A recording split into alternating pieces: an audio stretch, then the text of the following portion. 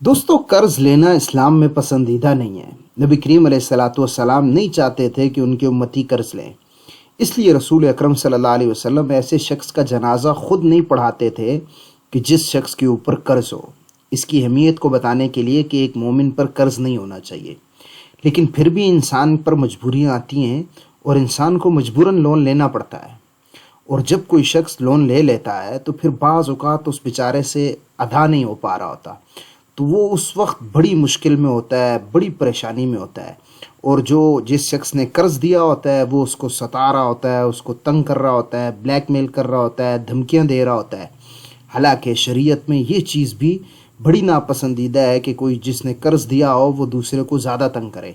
بلکہ اگرچہ اس کو حق حاصل ہے کہ وہ اپنے پیسوں کے لیے مطالبہ کر سکتا ہے، لیکن اگر وہ مہلت دے دے تو حدیث شریف میں آتا ہے کہ اللہ تعالیٰ اس کی بخشش کر دیتا ہے۔ ایک شخص تھا جو لوگوں کو قرض دے کر پھر مہلت بھی دیتا تھا، اور اپنے جو نمائندے تھے انہیں کہتا تھا نرمی سے طلب کرنا، مل جائے تو ٹھیک ہے، نہیں تو مزید بھی کچھ مہلت دے دینا۔ تو حدیث میں آتا ہے کہ اللہ تعالیٰ نے اس کی بخشش کر دی۔ مجھے پتہ ہے بہت مجبور لوگ ہوتے ہیں جو قرض ادا نہیں کر پا رہے ہوتے۔ حضرت علی رضی اللہ تعالیٰ عنہ کے پاس بھی ایک ایسا شخص آیا، اور اس نے آ کر حضرت علی رضی اللہ تعالیٰ عنہ سے گزارش کی کہ مجھ پر کسی وجہ سے قرض ہے، یعنی وہ غلام تھا اور غلامی سے نجات حاصل کرنے کے لیے اس نے آقا سے یہ طے کیا کہ میں تمہیں اتنے پیسے دوں گا اور اس کے بدلے میں تم آزاد کر دینا۔ اب بیچارے نے کوشش کی لیکن وہ پیسے نہیں جمع کر سکا، تو حضرت علی رضی اللہ تعالیٰ عنہ کے پاس حاضر ہوا اور ان سے گزارش کی کہ حضرت علی آپ میری کچھ مدد کر دیں۔ تو حضرت علی رضی اللہ تعالیٰ عنہ کے بھی خود مالی حالات اچھے نہیں تھے، تو حضرت علی رضی اللہ تعالیٰ عنہ نے فرمایا کہ میں تمہیں ایک ایسی دعا بتاتا ہوں جو نبی کریم علیہ الصلوۃ والسلام نے مجھے سکھائی تھی، اور فرمایا کہ اگر پہاڑ جیسا قرض بھی تم پر ہوگا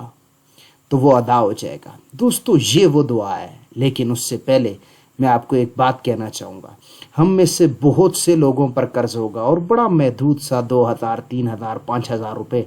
اور بہت سے لوگ یہ ادا بھی کرنے کی استطاعت رکھتے ہوں گے۔ تو میں کہتا ہوں کہ جن کا قرض ہے وہ کمنٹ میں لکھ دیں اور رابطہ نمبر لکھ دیں، اور جو شخص معمولی سا قرض ادا کر سکتے ہیں تو وہ تصدیق کر کے ان کا قرض ادا کر دیں اور آخرت میں اللہ سے اجر لے لیں۔ یہ وہ دعا تھی جو حضرت علی رضی اللہ تعالیٰ عنہ نے اس شخص کو بتائی تھی۔ یہ بہت مفید دعا ہے، میں دعا آپ کو بتاتا ہوں اور پھر اس کا ترجمہ بھی بتاتا ہوں۔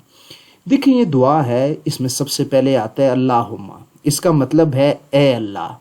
اکفنی بحلالک، اس کا مطلب یہ ہے کہ یا اللہ جو تو نے مجھے حلال رزق دیا ہے نا، بس وہی میرے لیے کافی کر دے، ان حرامک، کہ تیرے حرام رزق کی طرف مجھے دیکھنا نہیں پڑے،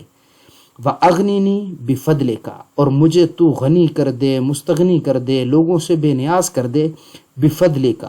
اپنے فضل کے ساتھ، امن سواک، جو بھی تیرے سوا ہے، کہ یا اللہ میں صرف تیرا محتاج رہوں، باقی کسی کا محتاج نہیں رہوں۔ تو یہ میرے قرض ہیں تو ابھی میں ان کا محتاج ہوں، وہ کبھی مجھے کیا دھمکی دیتے ہیں، کبھی ڈراتے ہیں، کبھی دھمکاتے ہیں، کبھی سر بازار بدنام کر دیتے ہیں، ذلیل کر دیتے ہیں۔ یا اللہ تو اپنے سوا مجھے ہر ایک سے مستغنی کر دے۔ یہ دعا خود بھی پڑھیں اور ہر اس شخص تک پہنچا دیں جو بیچارہ قرض کی وجہ سے پریشان ہے۔ اللہ تعالیٰ جن مسلمانوں کا قرض ہے ان کے غیب سے اسباب پیدا فرمائے اور ان کا قرض ادا کر دے۔ السلام علیکم ورحمۃ اللہ۔